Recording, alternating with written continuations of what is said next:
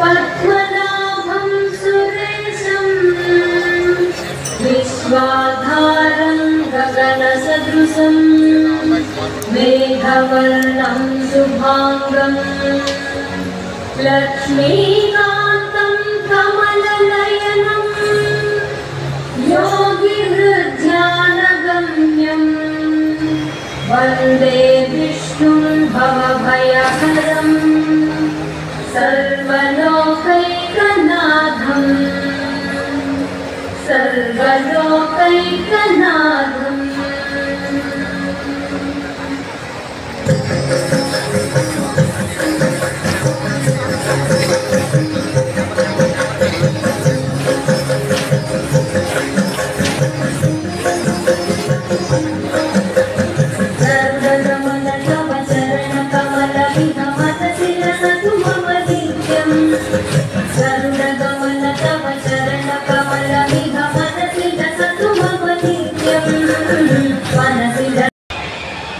ముక్కు సూట్ కనం వల్ల మంచి జరిగితే పర్లేదు.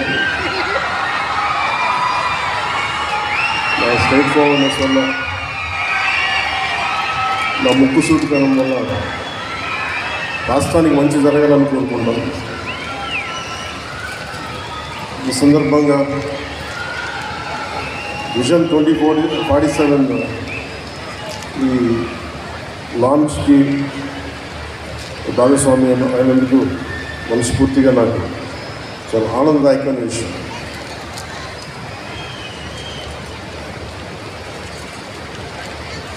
టీన్స్లో ఉన్నప్పుడు జీవితం పట్ల చాలా కళ్ళు ఉంది, చాలా నేర్చుకోవాలి, చాలా సాధించాలి. రకరకాల సెల్ఫ్ హెల్ప్ బుక్స్ చదువుతున్నప్పుడు ఏదో ఒక బుక్లో ఎక్కడో చదివాను, what is your mission statement, right your mission statement. ఇక్కడి నుంచి ఒక 10 సంవత్సరాల తర్వాత, ఒక 20 సంవత్సరాల తర్వాత నువ్వు ఎలా ఉండాలి, ఆ మిషన్ స్టేట్మెంట్ రాసుకున్నప్పుడు చాలా హాస్యాస్పదంగా ఉంటుంది. నేను చాలా పెద్ద నటుడిని అవ్వాలనో, లేదంటే ఒక సైంటిస్ట్ని అవ్వాలనో, ఒక అత్యంత అద్భుతమైన ఒక పారిశ్రామికవేత్తగా అవ్వాలనో, గొప్ప డాక్టర్గా అవ్వాలనో, ఒక మానవతావాదిగా అవ్వాలనో మనం రాసుకున్నప్పుడు చాలా హాస్యాస్పదంగా ఉంటాయి. కానీ ఇవి దిక్సూచి, మనం ఏ డైరెక్షన్లో వెళ్ళాలి, ఏ వైపు వెళ్ళాలి అనేది మనకు చాలా క్లియర్గా అవసరం. అది వ్యక్తిగా కావచ్చు, సమాజానికైనా కావచ్చు. నారా చంద్రబాబు నాయుడు గారు 90sలో నేను హైదరాబాద్కి షిఫ్ట్ అయినప్పుడు, ఆయన ముఖ్యమంత్రిగా అయ్యి కొన్ని సంవత్సరాలు అయిన తర్వాత రోడ్ల మీద వెళ్తున్నప్పుడల్లా మాకు 2020 విజన్ స్టేట్మెంట్ అనేది ఎప్పుడు ఉండేది. ఆ తర్వాత కొద్ది కాలం తర్వాత హైటెక్ సిటీ అని ఒక బిల్డింగ్ కట్టారు. నేను డాక్యుమెంట్ కొంత చదివాను, కొంత నాకు నా స్థాయికి అది అర్థం కాలేదు. నేను నా ప్రపంచంలో ఉన్నాను, బయట ప్రపంచం నాకు తెలియదు. కానీ ఆయన తన కోసం కలలు కనలేదు, తెలంగాణ ఆంధ్రప్రదేశ్, ఉమ్మడి ఆంధ్రప్రదేశ్ కోసం కలలు కన్న ఒక మహానాయకుడు. ఆ రోజు కలలు కన్నప్పుడు చాలామందికి అర్థం కాదు. ఇక్కడున్న వ్యక్తుల్లో, చిన్నపిల్లల్లో కానీ ఎవరో ఒకళ్ళు ఒక 2047కి నేను ఇది అవుతానంటే ఈరోజు హాస్యాస్పదంగా ఉండొచ్చు. మరి కాలానికి ముందుకెళ్ళి చూస్తే ఆ సాధించిన తర్వాత అప్పుడు ఈరోజు నీ మిషన్ స్టేట్మెంట్ విలువ అర్థమవుతుంది. అలాగా 2020 విజన్ స్టేట్మెంట్ ఇచ్చినప్పుడు అదే మాదాపూర్లో, అదే చోట్ల మేము ట్రైనింగ్ కనో లేదంటే రకరకాల వెళ్ళేవాళ్ళం ఆ రాళ్ళు రప్పలు చూడడానికి. మేమందరం రాళ్ళు రప్పల్ని చూస్తే ఆయన ఒక సైబర్ సిటీని చూశారు, ఇంకొక నగరాన్ని దర్శించారు. సరికొత్త నగరాన్ని చూడటం అంటే ఏంటి అంటే, ఒక నగరాన్ని నిర్మించిన వ్యక్తికి డబ్బులు రావు, గుర్తింపు రాదు. తాజ్మహల్ రూపకర్తకి పేరు తెలియదు మనకి, కానీ తాజ్మహల్ గుర్తుండిపోయింది. తాజ్మహల్ నిర్మాణానికి రాళ్ళెత్తిన కూలీలు ఎవరంటే కూలీలు గుర్తులేరు, కానీ నిర్మాణం గుర్తుండిపోయింది. ఈ రోజున అన్ని లక్షల మందికి ఉపాధి కల్పించే సైబరాబాద్ కానీ, ఆ వచ్చిన బిల్డింగ్స్ కానీ, ఉపాధి అవకాశాలు కానీ, దాని రూపకర్త, దాని శిల్పి, దాని చీఫ్ ఆర్కిటెక్ట్ శ్రీ నారా చంద్రబాబు నాయుడు. నేను 2014 నుంచి రాష్ట్ర విభజన జరిగినప్పటి నుంచి నేను ఎందుకు ఆయన ముఖ్యమంత్రిగా ఉండాలని కోరుకున్నానంటే, పాలిటిక్స్లో సహజంగా రాగానే ప్రతి ఒక్కరికి ఒక స్వార్థం ఉంటుంది. నేనేదో అయిపోవాలి, నేనేదో అయిపోవాలని నేను కలగలను. మీరేదో అయిపోవాలి, ప్రజలంతా ఏదో అయిపోవాలని కలగలను. ఆ కళలకి సరైన సారథ్యం వహించే వ్యక్తి ఎవరు, ఆ దిశగా తీసుకెళ్లే వ్యక్తి ఎవరు, నాకు ఆయన తప్ప ఇంకెవరండి. 2014లో ఏ సీట్లు తీసుకోకుండా ఎందుకు సపోర్ట్ చేశానంటే, విభజించబడ్డ ఆంధ్రప్రదేశ్ అన్యాయం కాకూడదు, ఆయన అనుభవం కావాలి, ఆయన నాయకత్వం మనకు చాలా అవసరం. అందుకని నేను చేసింది ఈరోజు 2024లో కూడా మేమందరం వెన్నంటే ఉండి ప్రధానమంత్రి నరేంద్ర మోదీ గారి నాయకత్వంలో ఎన్డీఏ కూటమిలో చేరి ఈ రోజున 151 ఎమ్మెల్యే సీట్లు కానీ, 164 అసెంబ్లీ సీట్లు కానీ, 21 పార్లమెంట్లు కానీ సాధించామంటే, కలిసి కట్టుగా ఉంటే ఎలాంటిది ప్రజలకు నిలబడగలరు. చిన్నప్పుడు పాఠంలో చదువుకున్నాం, united we stand, divided we fall. కలిసి ఉంటే ఎంత బలం ఉంటుంది, విడిపోతే ఎంత బలహీనపడతాం అనేది ఈ రోజున విజన్ డాక్యుమెంట్ చేస్తున్నప్పుడు నాకు నిజంగా చాలా మనసు తృప్తిగా ఉంది. ఇన్ని కోట్ల మంది ప్రజలకి బలం ఇవ్వడానికి, ఆర్థిక వ్యవస్థని బలోపేతం చేయడానికి ఇది దోహదపడినందుకు మనస్ఫూర్తిగా నాకు చాలా ఆనందంగా.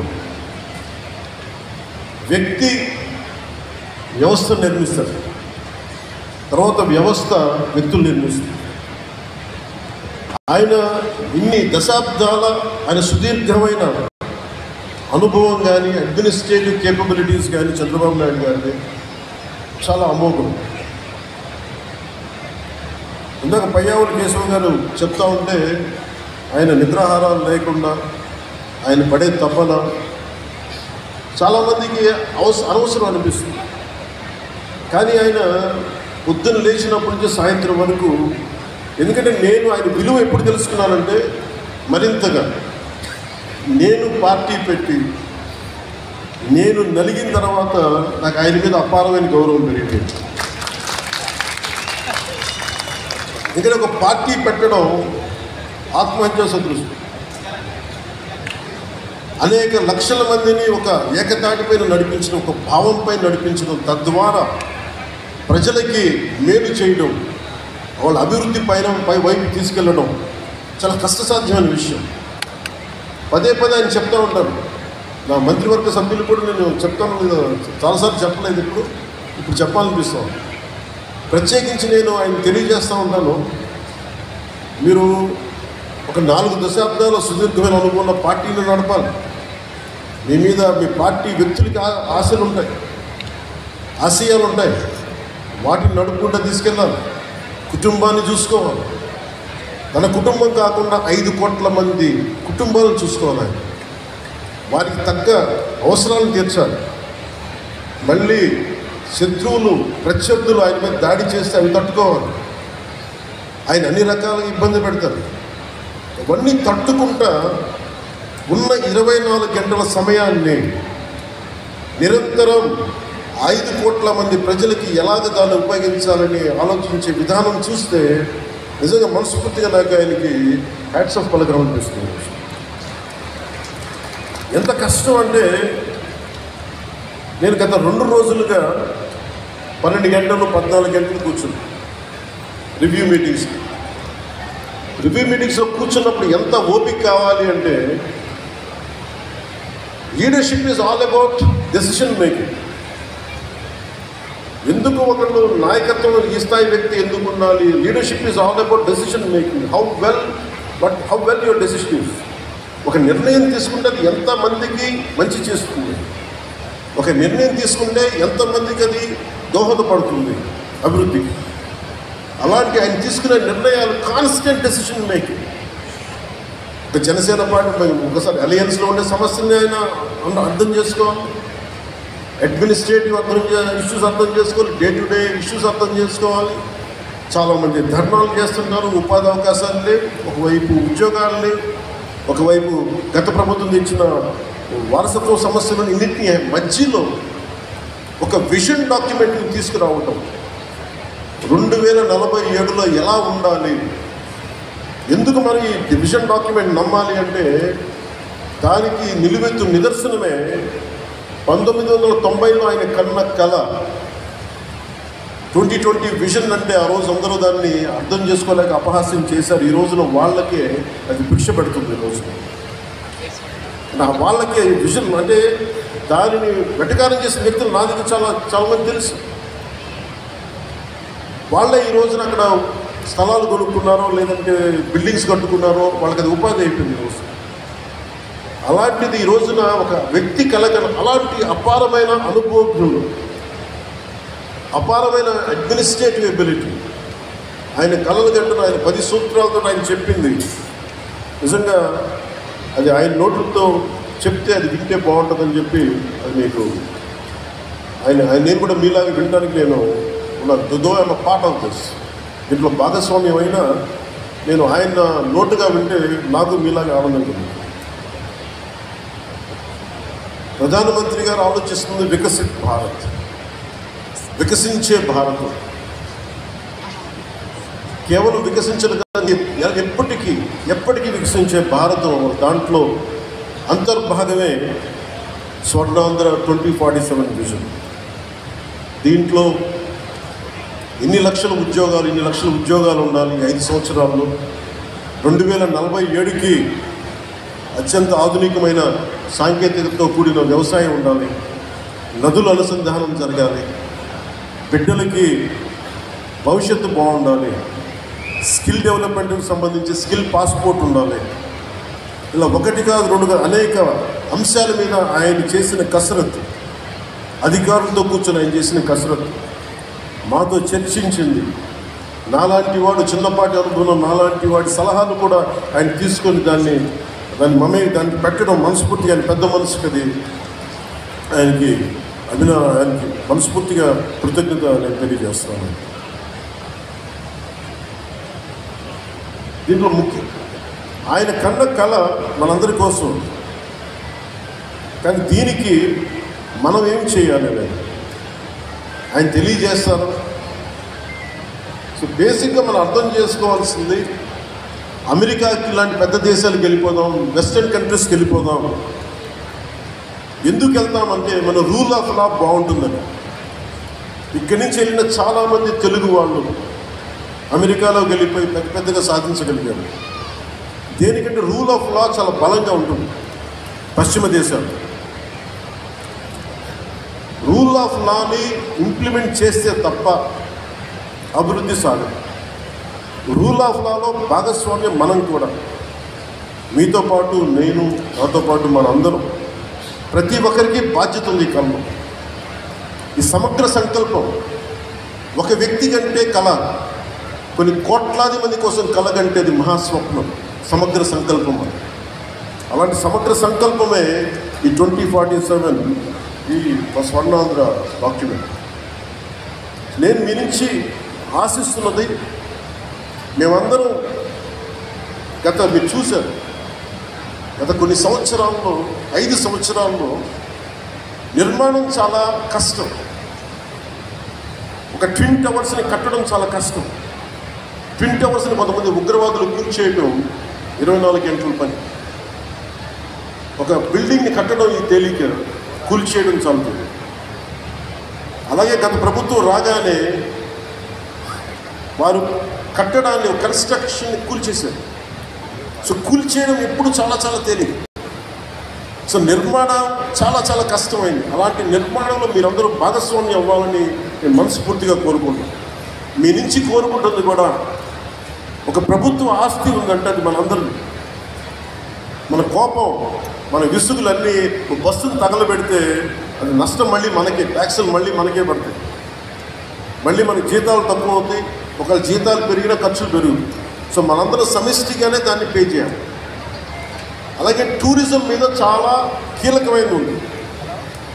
టూరిజం ఎక్కువ అవకాశాలు తెప్పించేది, ఎక్కువ ఉపాధి అవకాశాలు ఇచ్చేది, ఎక్కువ సంపదను ఇచ్చేది. కానీ టూరిజంకి కావాల్సింది, మనందరికీ తెలుసుకోవాల్సింది మన బిహేవియర్ ప్యాటర్న్స్. గోవా లాంటి గొప్ప టూరిస్ట్ అట్రాక్షన్ ఉన్న సిటీ, ఒక స్టేట్, కేవలం ఒక బంచ్ ఆఫ్, ఒక కొద్దిమంది మాఫియా చేరిపోయి, ఒక 100 మంది 200 మంది చేరి దాన్ని నాశనం చేశారు. టూరిస్ట్ డెస్టినేషన్ వెళ్ళిపోయింది. ఆంధ్రప్రదేశ్కి మనం టూరిస్ట్ డెస్టినేషన్ చేయాలని అనుకుంటున్నాం. దీనికి కావాల్సింది, మనకి ఎవరికైతే చూడడానికి వస్తారో వాళ్ళ భద్రత.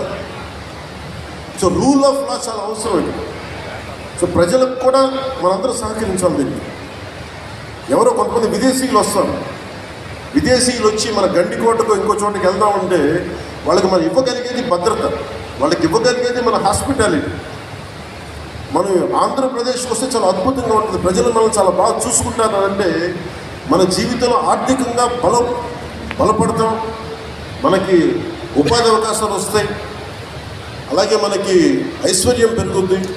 వీటన్నిటిలో ఇవన్నీ ఈ విజన్ 2047 బాగుంది. సో దీనికి ప్రజలతో పాటు అధికార యంత్రాంగం కూడా, ఎందుకంటే నిన్న మ్యారథాన్ సెషన్ 2 రోజులు మొత్తం మంత్రివర్గంతో సహా మొదటగా వచ్చి చివరిగా వెళ్ళి నాలాంటి ముందు వెళ్ళిపోవచ్చు. కానీ ముఖ్యమంత్రి గారు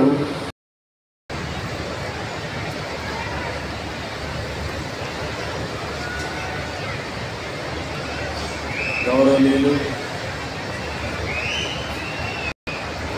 మిత్రులు, రాష్ట్ర ఉప ముఖ్యమంత్రి గారైనటువంటి పవన్ కళ్యాణ్ గారు,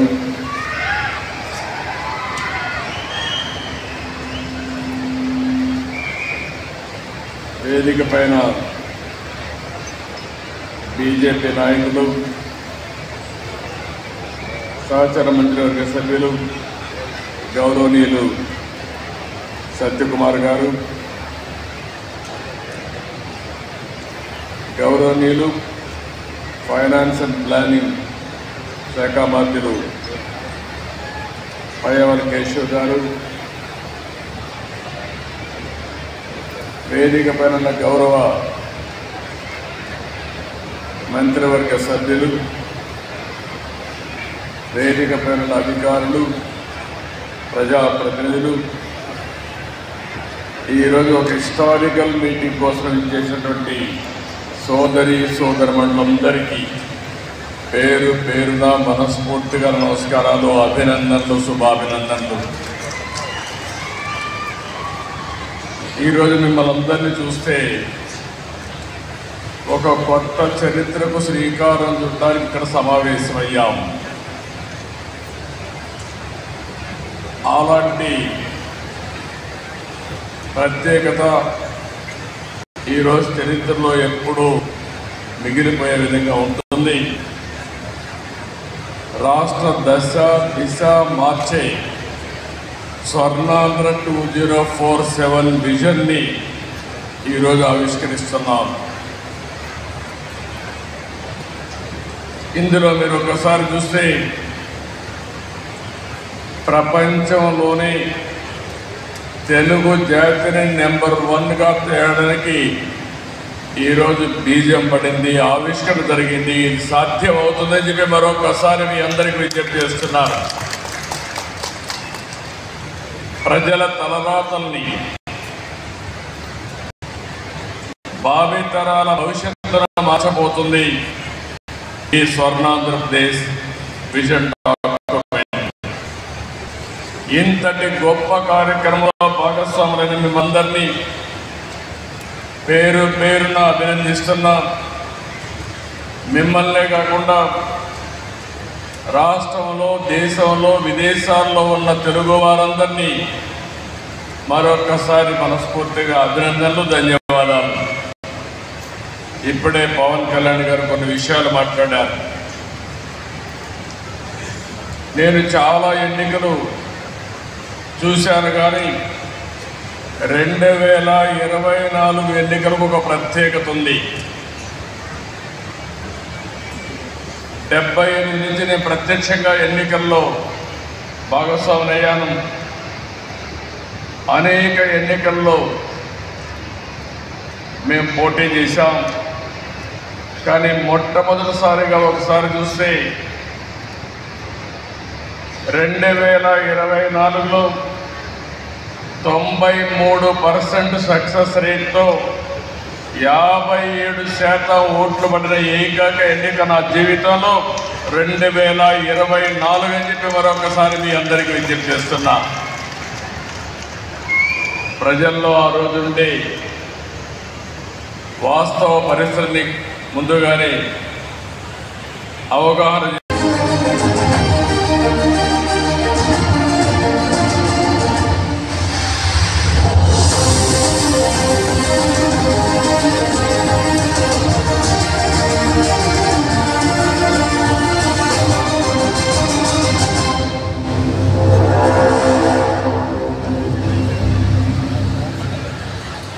10 principles, 1 vision.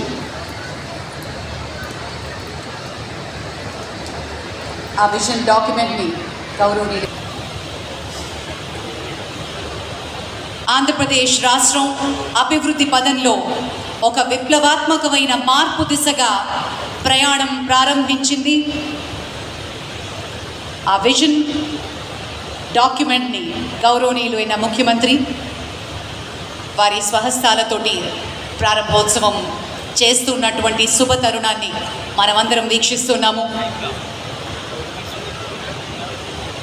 ఒక సంపన్నమైన, ఆరోగ్యవంతమైన, సంతోషకరమైన ఆంధ్రప్రదేశ్ కోసం ఈ మహాప్రస్థానంలో పాల్గొనడం నిజంగా గర్వకారణం. మన సమిష్టి లక్ష్యం మన రాష్ట్రాన్ని సంపదతో, ఆరోగ్యంతో మరియు ఆనందంతో నిండిన అత్యాధునిక స్వర్గధామంగా తీర్చిదిద్దడం లక్ష్యంగా మన ముఖ్యమంత్రి వర్యులు రిలీజ్ చేసినటువంటి Swarnandhra at 2047 the official document. Ladies and gentlemen, గట్టిగా మన చప్పట్లతోటి మన అభినందనలు తెలియచేద్దాం.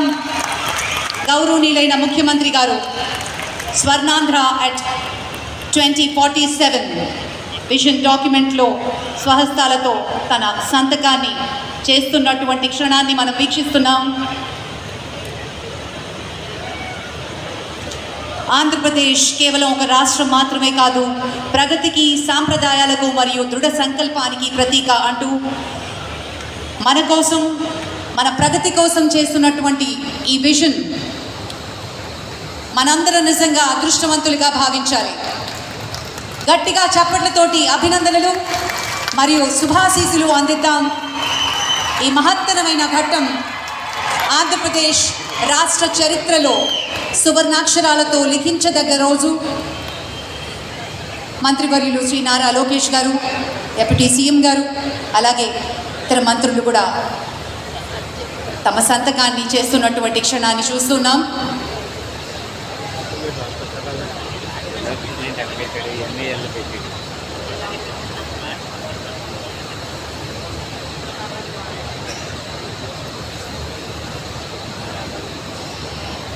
Swarnandhra 2047 is dedicated to the nation and people of Andhra Pradesh అంటూ రాశారు ముఖ్యమంత్రి గారు. ఆంధ్రప్రదేశ్ రాష్ట్రానికి జాతికి అంకితం చేశారు Swarnandhra at 2047. Thank you sir, thank you very much.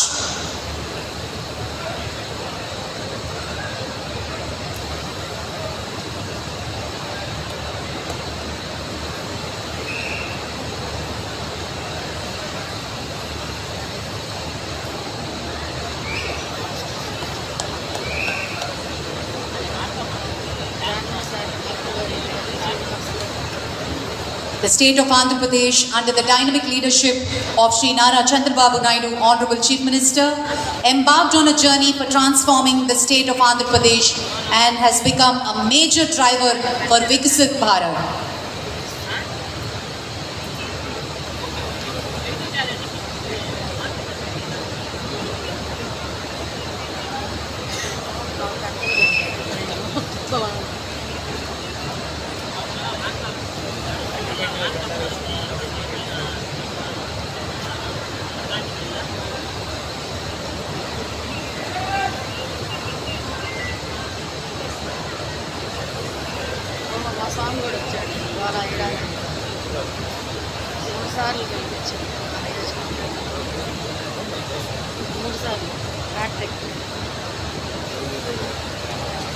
ఈ బృహత్తరమైన కార్యక్రమానికి ఈ రూపకల్పనలో వివిధ సెక్టర్స్ నుంచి విద్యార్థులు, రైతులు, మహిళలు, అలాగే కార్పొరేట్ ఎంప్లాయీస్ ప్రతి ఒక్కరూ పాల్గొనడం జరిగింది. వారి స్పందనని కూడా అందించారు. దగ్గర 17 లక్షల రెస్పాన్సెస్ రావడం నిజంగా ఆనందదాయకం. ఇది ఒక రికార్డ్ అని చెప్పుకోవాలి. మరి ఆ రూపకల్పనలో పాల్గొన్నవారు ఈ కార్యాచరణలో కూడా పాలు పంచుకుని తమ అమూల్యమైన అభిప్రాయాల్ని కూడా ఈరోజు సభాముఖంగా పంచుకున్నారు.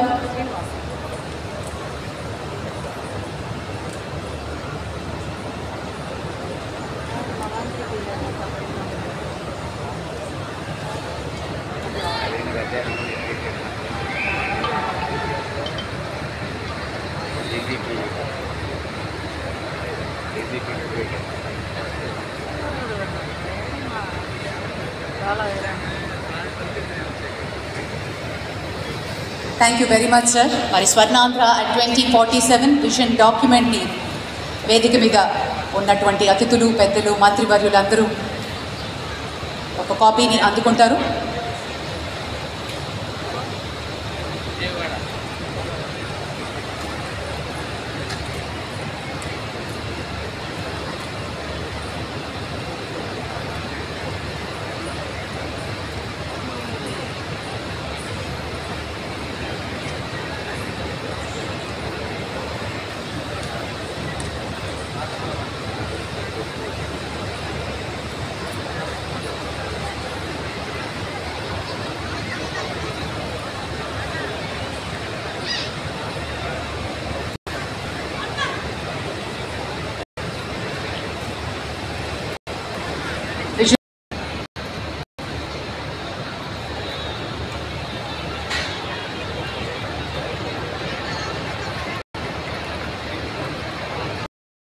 పుట్టినిల్లు మాత్రమే కాదు, ఆధునికతను, నూతనత్వాన్ని అందిపుచ్చుకుంటూ సరికొత్త ఆవిష్కరణలతో, ఉన్నత ఆకాంక్షలతో స్వర్ణ శకం వైపు అడుగులేస్తోన్న ఒక ప్రగతిపూర్వక రాష్ట్రం. ఆనందం, అభివృద్ధి మరియు బాధ్యతతో కూడిన తెలుగు ప్రజలు, అన్ని వర్గాల సమగ్ర అభివృద్ధిని సాధించే సమాజం, వినూతన ఆలోచన కేంద్రం, ప్రపంచ స్థాయి knowledge hub, speed of doing business నినాదంతో ముందుకెళుతున్న పారిశ్రామిక ఆకర్షణ కేంద్రం మన ఆంధ్రప్రదేశ్.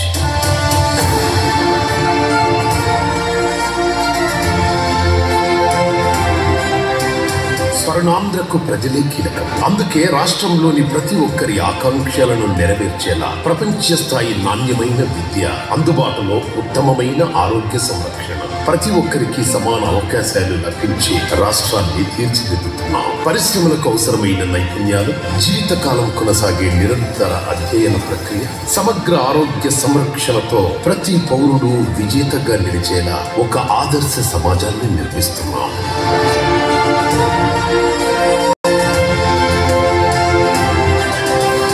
గ్రామాలు మొదలుకొని పట్టణాలు, నగరాల వరకు సమాజంలోని అన్ని వర్గాల వారికి అవసరమైన వనరులను, అవకాశాలను అందించి ఒక ప్రగతిదాయక సమాజాన్ని నిర్మించడమే విజన్ ప్రజలందరికీ జీవన భద్రతతో పాటు అన్ని విధాల అభివృద్ధి గ్రామాలు బ్లాకులుగా పట్టణాలు ప్రపంచ స్థాయి అర్బన్ కేంద్రంగా అభివృద్ధి చేస్తాం.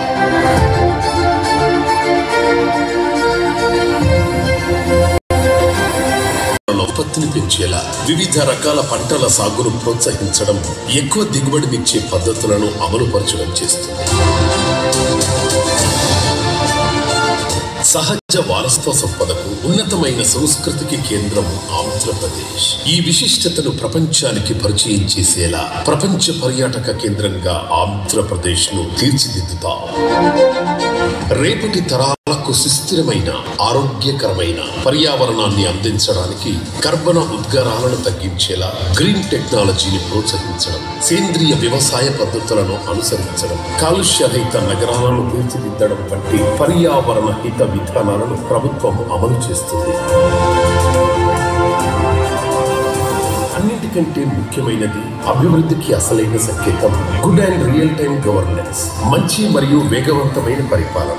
ప్రజల అభిప్రాయాలను తెలుసుకోవడం, గౌరవించడం, ప్రజల సమస్యలు ఏవైనా సరే త్వరగా స్పందించడం, త్వరితంగా సేవలు అందించడం, ప్రతి వ్యవస్థను పారదర్శకంగా అత్యాధునికంగా తీర్చిదిద్దడం మా ప్రభుత్వ లక్ష్యం. స్వర్ణాంధ్ర 2047 అంటే కేవలం అభివృద్ధి మాత్రమే కాదు, అంతకు మించి రాష్ట్రాన్ని ముందు తరాలకు స్ఫూర్తిగా అన్ని రంగాల్లో బలోపేతంగా ఆశాజనక కేంద్రంగా తీర్చిదిద్దడం. ఒక్క మాటలో చెప్పాలంటే స్వర్ణాంధ్ర 2047 విజన్ డాక్యుమెంట్ అన్నది ఈనాటి అభివృద్ధికి మాత్రమే పరిమితం కాదు, తెలుగు ప్రజల రేపటి రోజులు ఉజ్వలంగా సుస్థిరంగా ప్రతి ఒక్కరి ఆకాంక్షలు అవసరాలను తీర్చేలా రూపుదిద్దడం. అందుకే ఇది ఒక దార్శనిక పత్రం. ఇటువంటి స్వర్ణాంధ్ర 2047 దార్శనిక పత్రాన్ని గౌరవ ముఖ్యమంత్రి శ్రీ నారా చంద్రబాబు నాయుడు గారు ఈ రోజు ప్రజల సమక్షంలో విడుదల చేయడం స్వర్ణ శకానికి ఆరంభం.